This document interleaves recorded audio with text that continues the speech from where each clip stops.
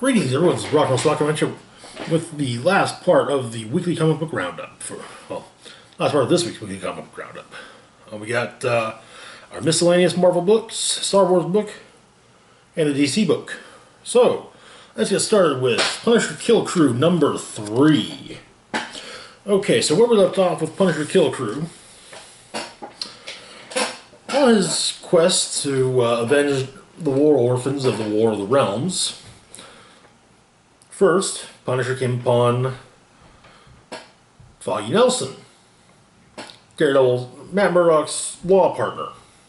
The two continued on, and they found some frost giants torturing Juggernaut with the intent of taking the Crimson Stone of Satorak for themselves.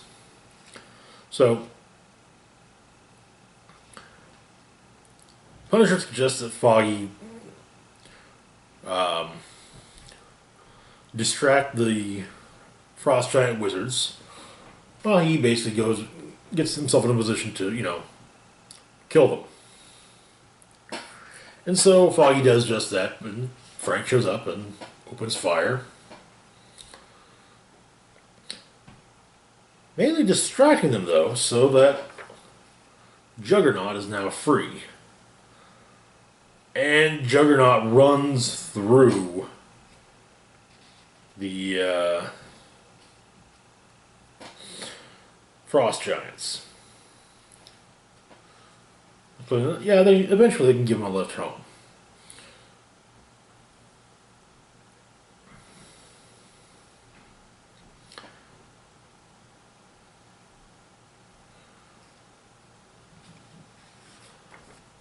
And Juggernaut and Punisher make short work of everyone.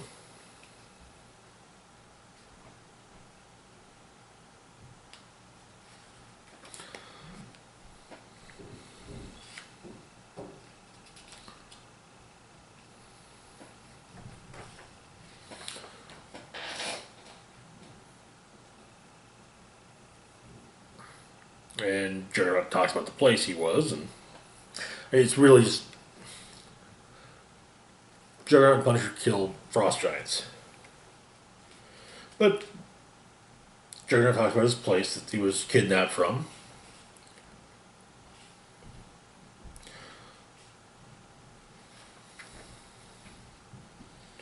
And they head out to Earth. But, well, before they do, Punisher makes a point of getting information on where to find Cassicla. And what he does to get the information makes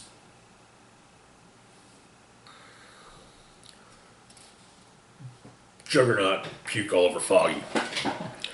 Turns out that Cassicla is holed up in an impenetrable bunker in Nidavellir. Doors made of Uru metal.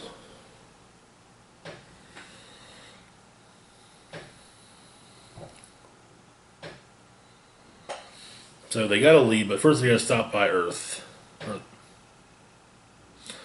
They gotta leave, but they need a way to, get through unbreakable metal.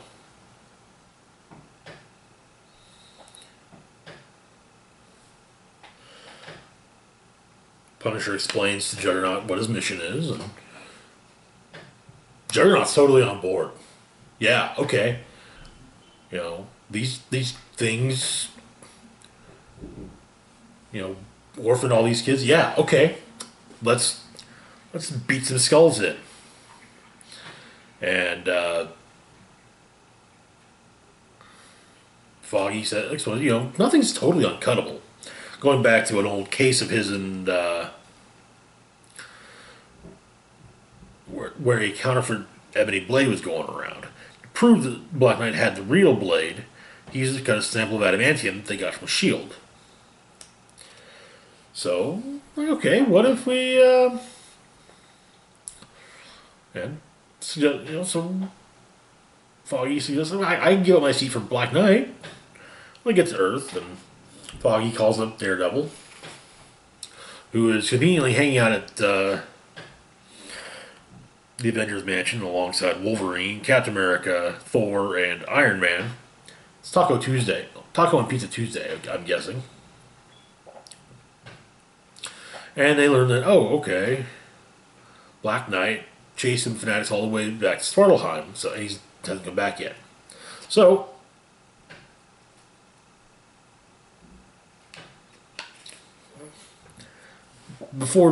instead of dropping off Foggy and then going to Svartalheim, so okay, we're going off to Svartalheim. Doesn't have to make Foggy happy, but that's that. Alrighty. Now we got ourselves one of first issue of the new ongoing, Strike Force #1.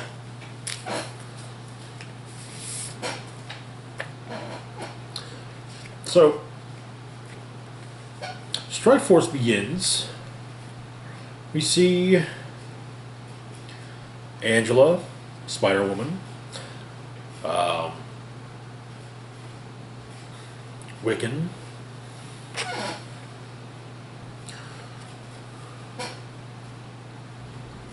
Winter Soldier, and let's see who was. Oh, and Monica Rambeau. Basically, unleashing some horrible diseases. So the Avengers show up.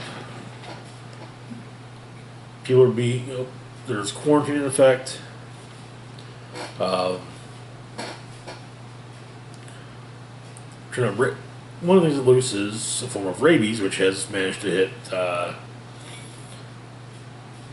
which has infected She-Hulk. But She-Hulk, the thing is, that she kind of get like, oh hey, okay, we need to go through here because and so they find Photon, Monica Rambeau, Angela, Winter Soldier, Wiccan, and Spider-Woman. So they're trying to figure out what's going on. Blade comes in, tells a brief tale about fighting some vampires in Berlin, and how one of them, he saved a young girl, and the young girl killed the last one. And it was proven to be some kind of creature, a shape-shifting creature.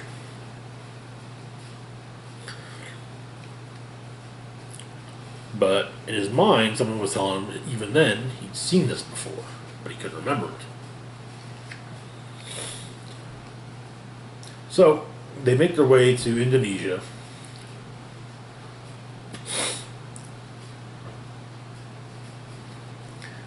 And Wiccan, quite honest, why not tell the Avengers about this? Why are you just borrowing us? And Blade says, well, you know how magic is. If I tell them, then it's going to get in their head too. But he has had a detector made out of a piece of the one he killed years ago. They fight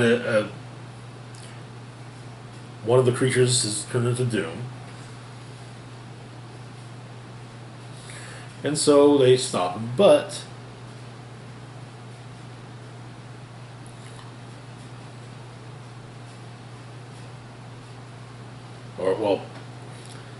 they've at least managed to take a form of a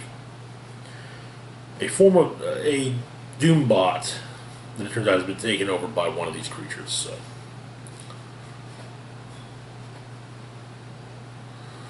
Turns out these things are the Verdai, twisting fate of Svartalheim. They grow in dark caves where, formless, away from light, they learn to take any features they want. The fall of the Black Bifrost brought them to Earth. And so they come upon a bunch, make their, wade through them, find the leader. They parlay a bit, but they've got magics, courtesy of Damien Hellstrom.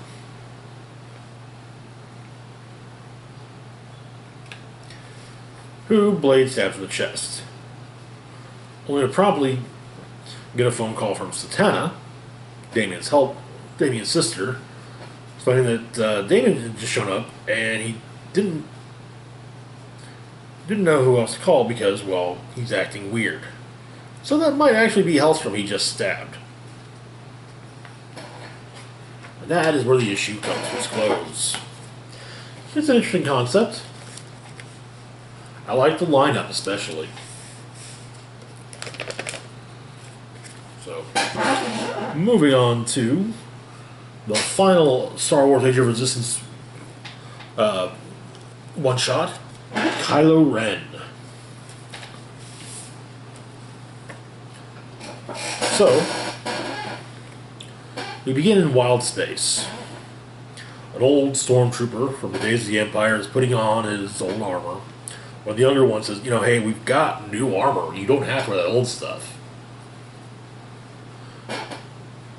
And he explains that he's wearing old armor because he's an old soldier. It's been a long time since he had to suit up, and the armor's familiar, and he should be allowed a certain degree of comfort. When asked if it's comfortable, he explains it's a bit snug.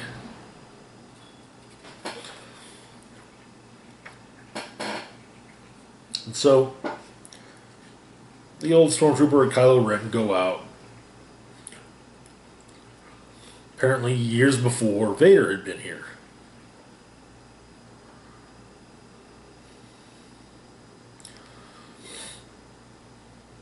And negotiate with the Benathi. The stormtrooper explains to Kylo Ren that the Benathi are a proud race, stubborn, they value size and strength above all else. Well, King Kristoff of the Benathi wears a handful of stormtrooper helmets as part of his necklace. He offers Kylo Ren a seat. Kylo Ren says, no, I think I'll stand. I don't want you to look on me as I were an infant. Turns out the Benathi had been expanding. They wiped out all life on 4 nearby planets. Small planets, but well, Kylo Ren tells them that their expansion stops now.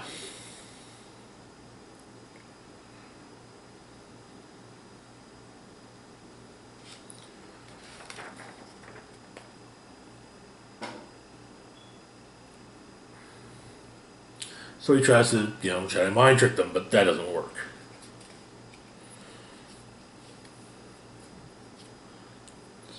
But the Stormtrooper warns the Benathi leader not to annoy Kylo Ren,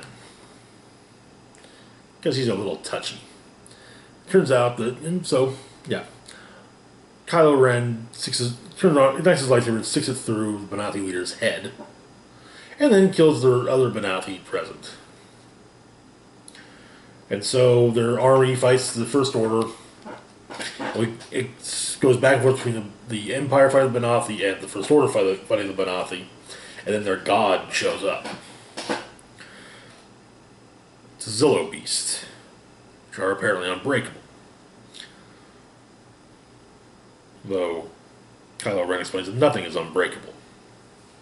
So Kylo Ren gets in his shuttle, jumps into the beast's mouth, and gets swallowed. However, Kylo Ren manages to kill the beast and cut its way out of it. And the remaining Benathi bow before Kylo Ren, as Kylo Ren explains that their god is dead, and they now worship only the First Order.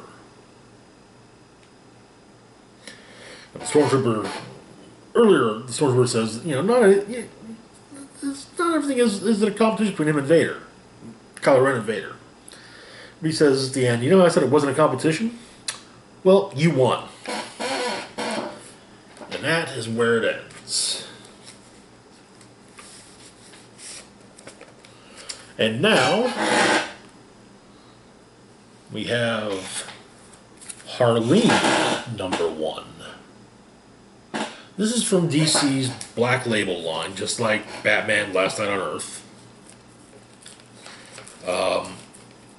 Now, I'm going to make this rant real quick. I do not like magazine size. It's unwieldy, and yeah, I would much rather have regular comic size. But DC's Black Label line is a mature reader's imprint that, unlike its previous mature reader's imprint, Vertigo, well, includes tales of superheroes, of known DC characters, hence Last Night on Earth. So, we begin with Harleen narrating, talking about a dream that she has. The same nightmare. She walks a long, winding road through a warped version of Gotham, and usually a grinning monster erupts out to devour her. However, tonight there's no sinister laughter. Instead, it's bats. And it's basically Batman and the Joker. And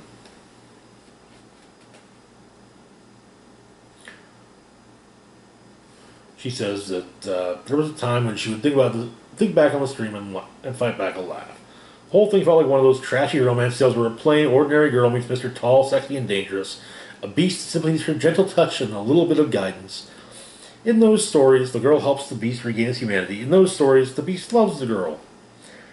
And then she goes on to explain that hers is not one such story.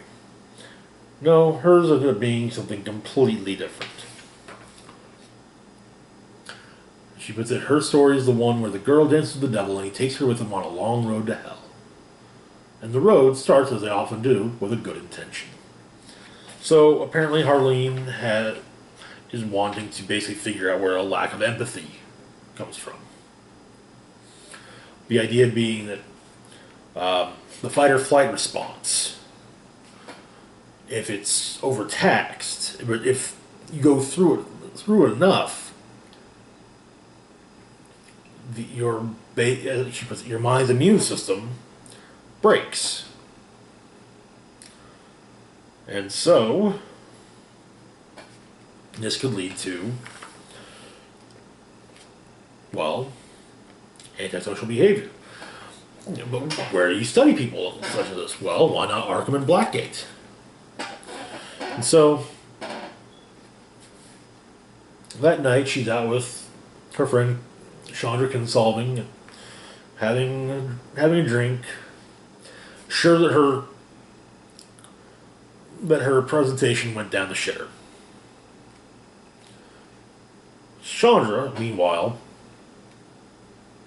well, hers was fine and easy.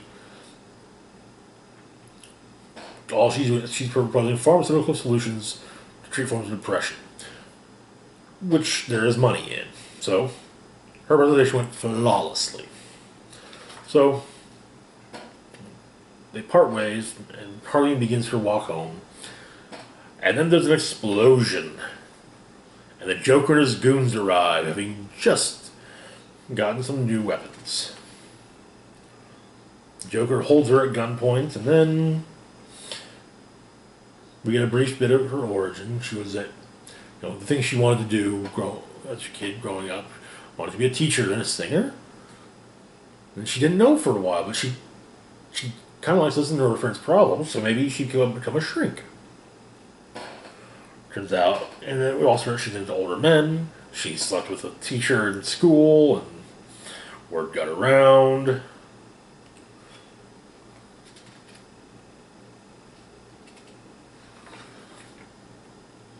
But the Joker doesn't kill her.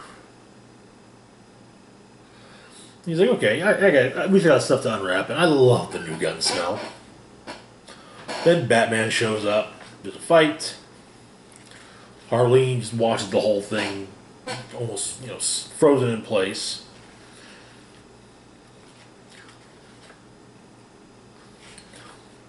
It culminates with Batman beating the Joker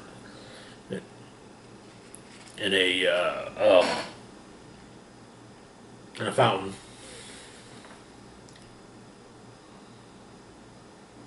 What she puts is she feels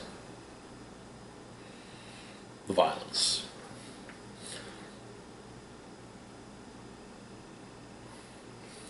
So anyways, after that weekend, she goes back to the Center for the Study of Criminal Psychology in Gotham.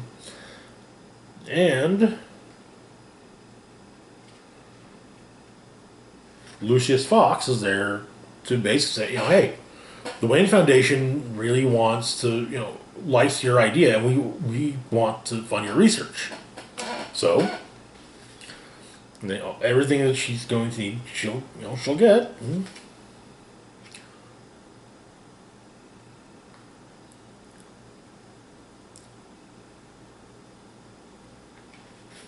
So she makes her way to Arkham. There's actually a really neat moment where she's walking up to Arkham. We see Dr. Quinzel, but her shadow is Harley Quinn.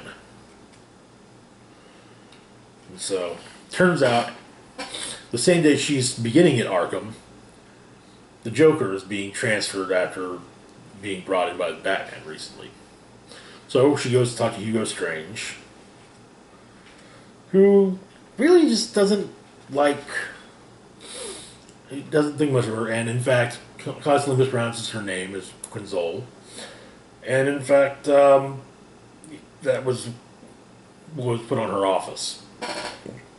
So she interviews a handful of patients. Mr. Zaz, Poison Ivy, the Riddler, Killer Croc, and Mad Hatter among them.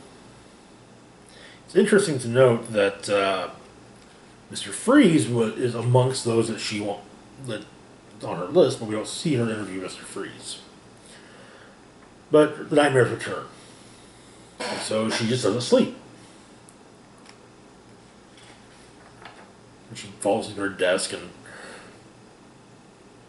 starts watches through some of the various past interviews from the Joker, where he does the same old, the bit we all know. Each doctor he tells a different version of his past to. And apparently there was also one of the tapes he remained silent and still for so long that she thought the video was broken. And then there was the one where he spent a session just napping. Then there's a tape called The Real Joker. He gets sentenced, someone throws a bottle at him. And he says, the guy throws a bottle, says, kill that fucking monster. Give him a chair. So, Joker looks at him as a monster, huh? We're all monsters in a civilized cage. It just takes the right kind of pain and fear to break the lock. Seems you're almost there yourself, buddy. Just give those bars a good push. Outside of your cage is my Gotham. It is the city of monsters, and it's an honest place.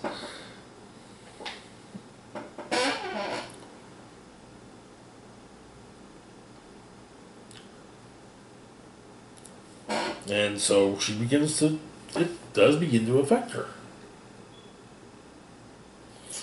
Tries to get Sean to give her some sleeping pills. No, still dreams. So, drinking is what it is. And then the DA, Harvey Dent, wants to talk to her. And explains that he wants her to refuse the Wayne grant and end her research.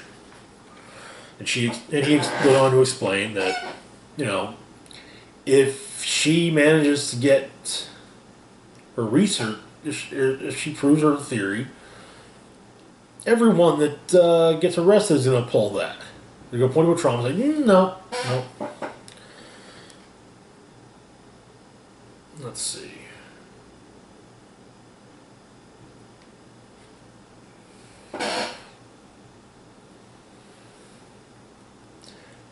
It turns out that this conversation takes place 5 months before both of them become murderers.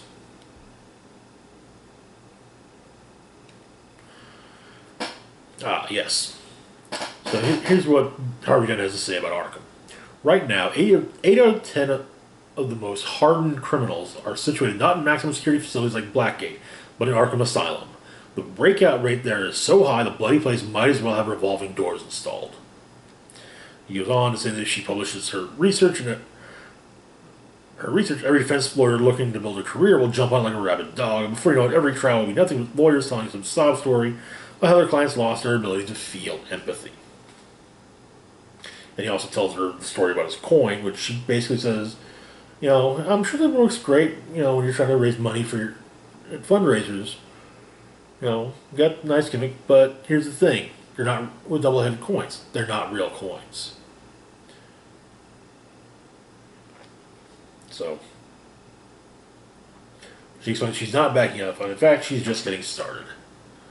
And so that day, she decides she's going to go talk to the Joker, finally. And he recognizes her. But she also kind of goes in, explaining, I've seen the tapes, okay? The stories, I've read up on them,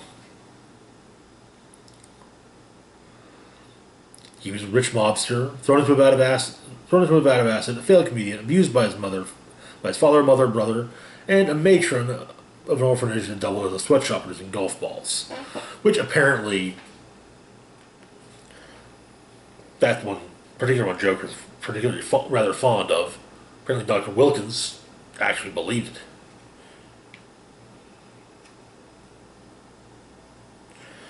And then Joker's like, but you ruined it. I could have told you stories like that. But she kind of, they're lies. And yeah, but they're interesting lies.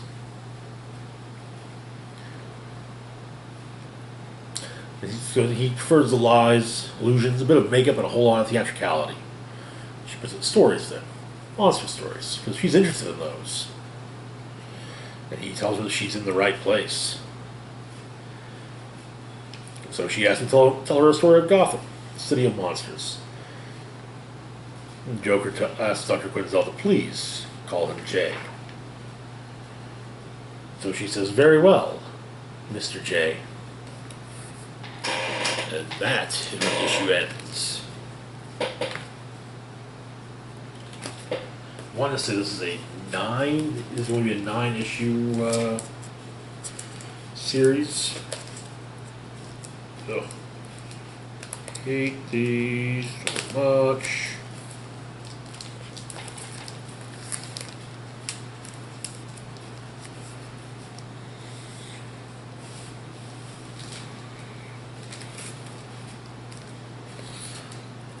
Alright, that's it for this week's roundup. As always, feel free to like, share, and subscribe. Links to my Facebook, Twitter, Patreon, and PayPal can be found in the description box down below. Hit the bell icon to be notified when I put new content. This is Rock and Roll Spock signing off saying, live long and rock hard.